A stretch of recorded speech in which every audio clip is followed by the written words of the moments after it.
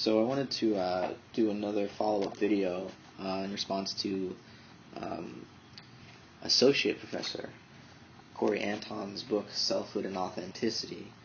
And I'm also going to try to tie in some of the ideas I've gotten from reading Jacques Lacan,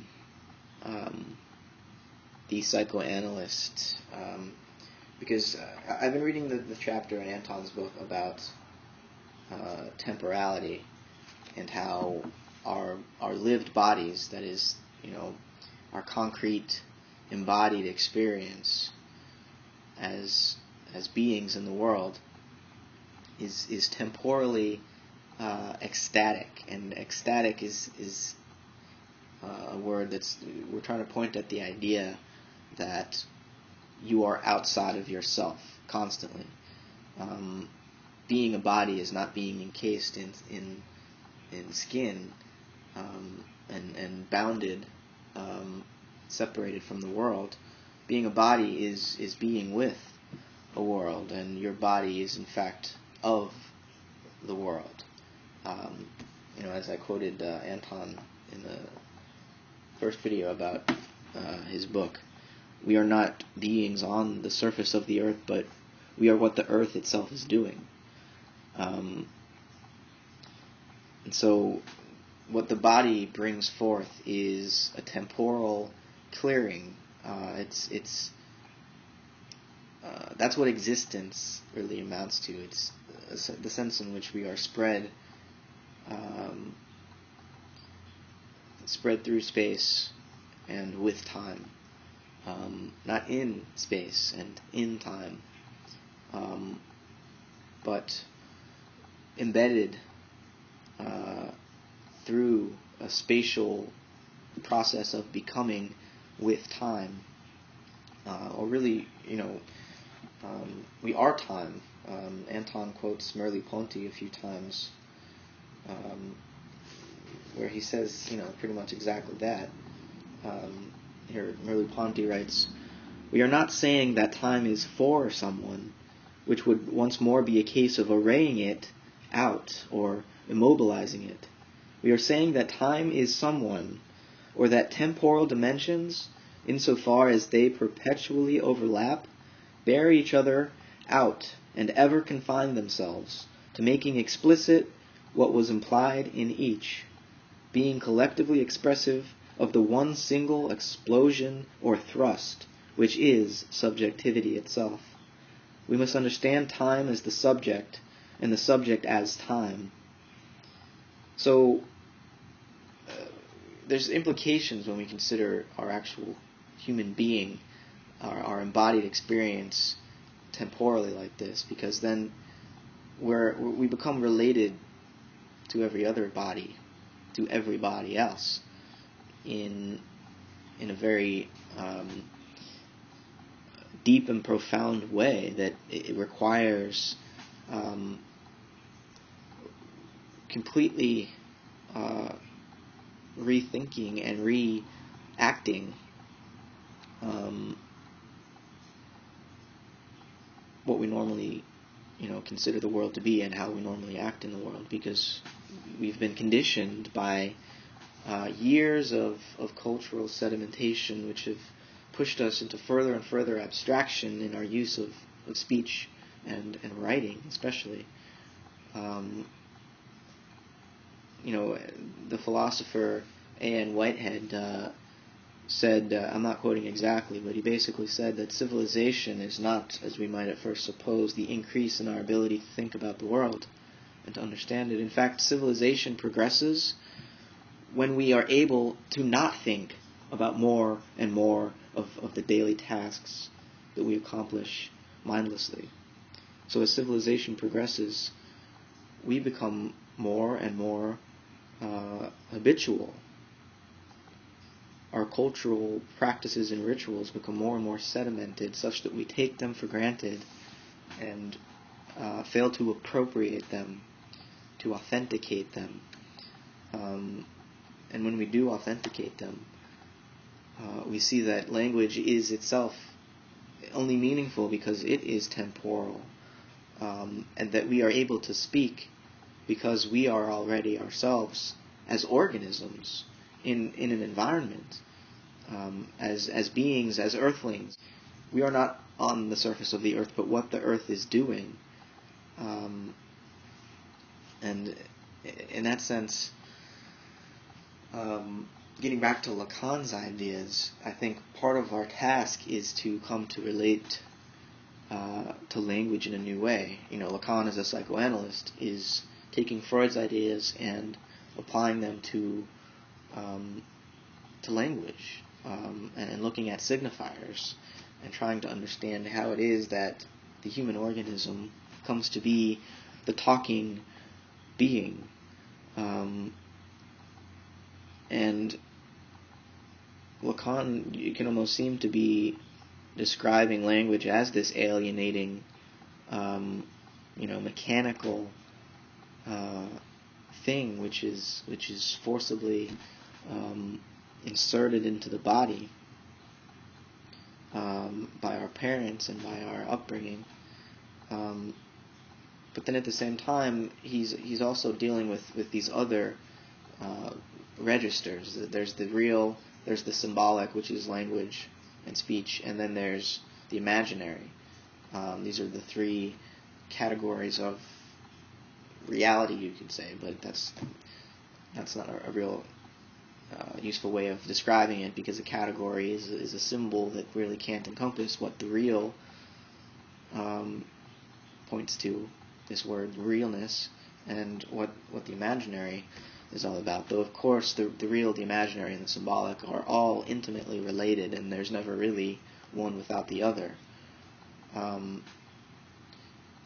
But I don't think, when you consider the whole scope of Lacan's thought, that he's necessarily saying that language is only this alienating machine that really fragments our organism.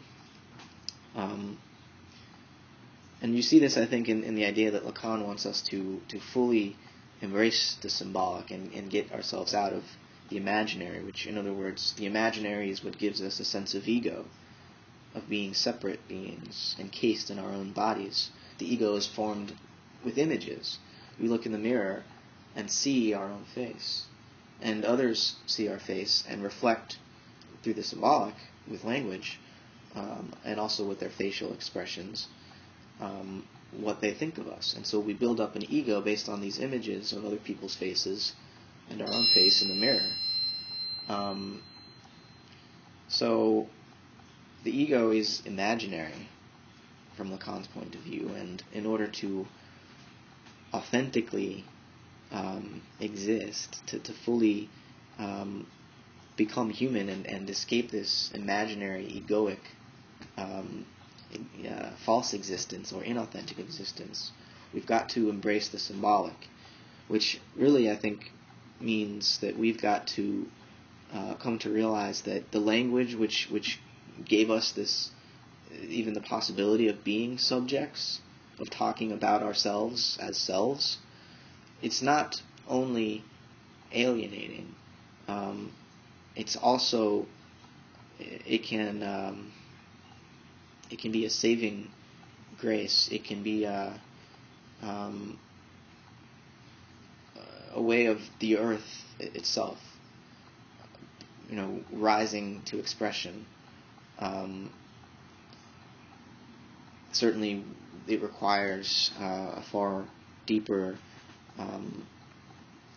engagement of the human being with the earth and the rest of the earth community, the non-human earth community, which we haven't. I mean, you could say that in the past, as hunter-gatherer sorts of peoples, when we maybe had very simple writing systems, but were predominantly a people of speech.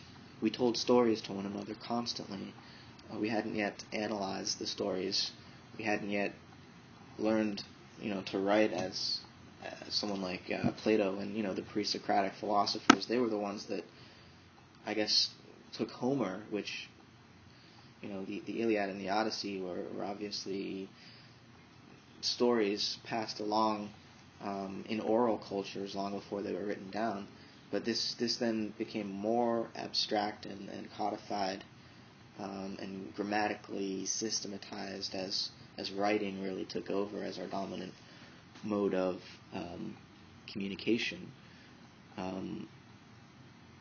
Speaking of modes of communication, YouTube itself seems to open up so many doors, because at the same time that it's a perfect opportunity to get stuck in the imaginary realm of looking at your own reflection and getting the reflected faces of others' opinions of you,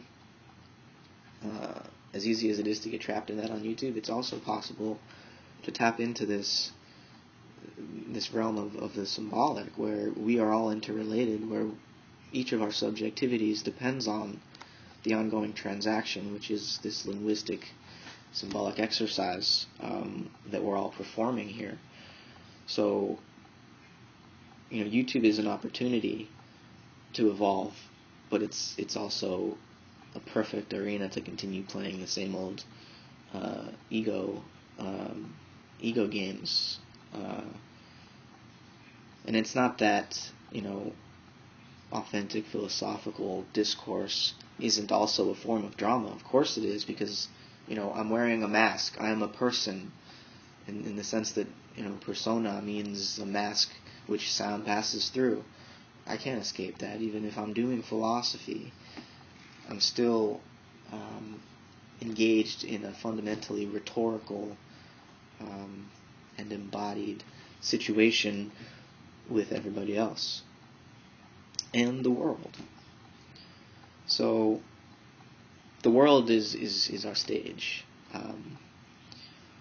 and I guess maturity and taking your self seriously and striving for authenticity is about expanding the stage upon which you perform, so that it's not just your own personal body, and that's the only show in town, and you're just trying to show off for yourself. But instead, let's expand maybe to our whole house and our family, our neighborhood, perhaps, maybe our state, our nation, and perhaps even our planet.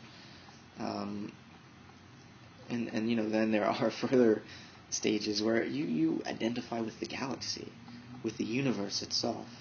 That becomes your stage. And, I think that's that's what we ought to be striving for. And, as I said in part 1, I think if we aren't able to relate to something like the good, the capital G good, if there aren't, in some sense, true moral values, if we're really just stuck with relativism, then I don't think that our species can survive very much longer on this earth, because there are certain ways in which life on earth must take place. There's a certain norm on this planet, and the human economy is completely disrupting it, because it assumes that it can just that we can just do as we please without any recourse, without any effect coming back at us from the planet which we are in fact of, that birthed us, and that we, even if we do leave this planet, it's only because we've taken the earth with us in some way. It's in the sense of the climate and the types of foods that we have to eat, or the atmosphere, not the climate. So just to finish up, I wanted to read a few lines here from Professor Anton's book. On page 125, he writes, "Our lives move toward meanings and values which have not yet been secured. The fragility here is implicated, perhaps even deviously furthered, more by the dispersions inherent in failed and incomplete projects than by the deadpan insensitivity to what slowly fades from memory. Either way, it is an undeniable fact that the meaning of our lives remains in peril, always, entered from the other side, if world and self were totally done, already completed and accomplished, our existence would not blaze up with the evaluative and emotional light that it does. The lived body is a concernful being with, being toward, whose intentional comportments, shot through with emotional and volitional intonations, evaluatively care over the precariously unfolding event horizon.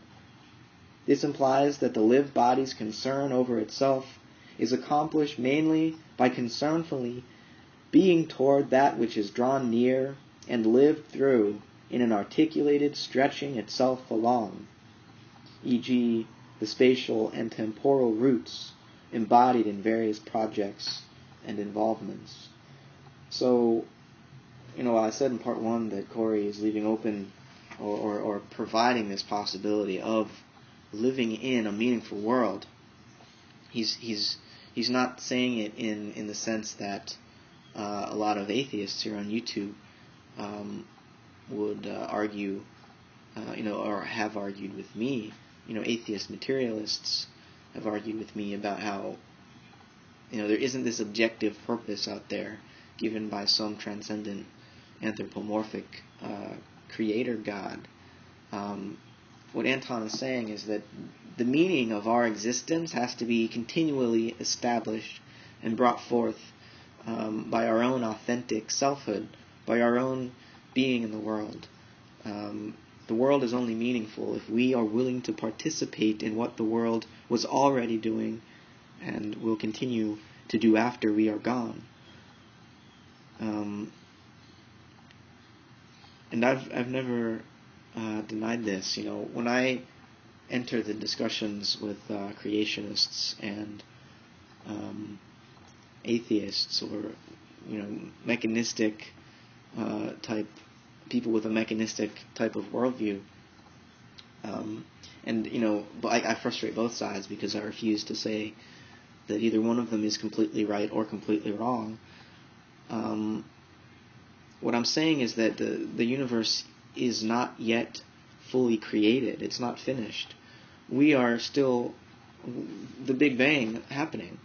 We are still that moment of creativity. That the universe creating itself continually is the event horizon, I would say. And we are actors on the stage of this universal becoming. And the decisions that we make on a daily basis change the future of the whole universe. It's all connected.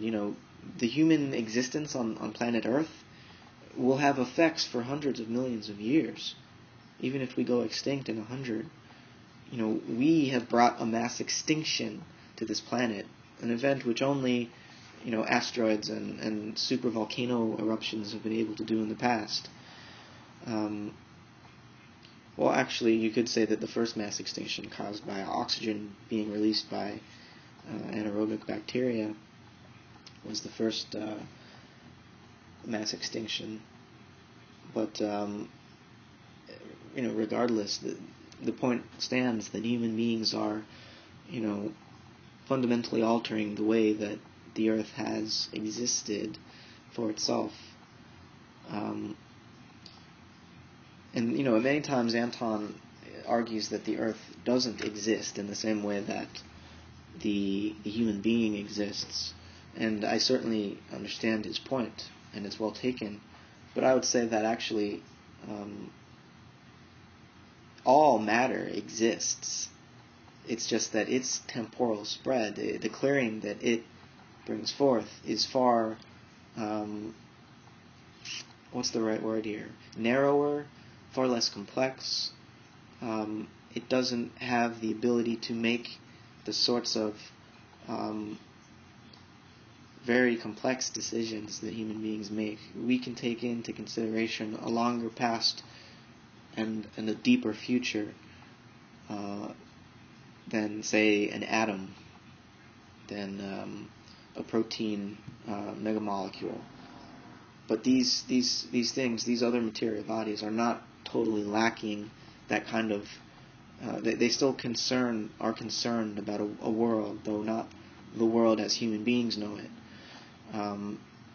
Atoms and molecules have their own concerns. Like, a cloud of hydrogen is concerned with gravity, or gravity is the word we have to describe the expression of atoms in their concern for one another.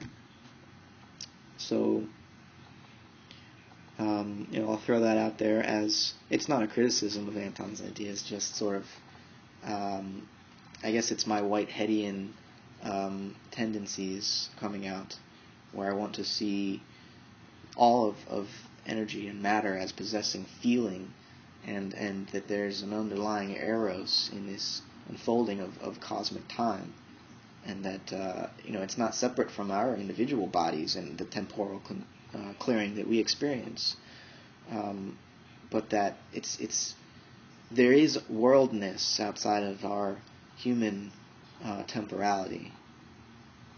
It's not a human worldness, and the human certainly creates what amounts to a new world because of our symbolic capabilities, but it's not a separate world that we've created, as Anton himself argues in this book, that language doesn't bring forth a completely separate world, but is in fact a natural becoming of the earth. So I'll leave it at that. Definitely check out Corey's book. I'll post a couple links to his website at Grand Valley State University, and to his book as well. So check it out, and thanks for listening.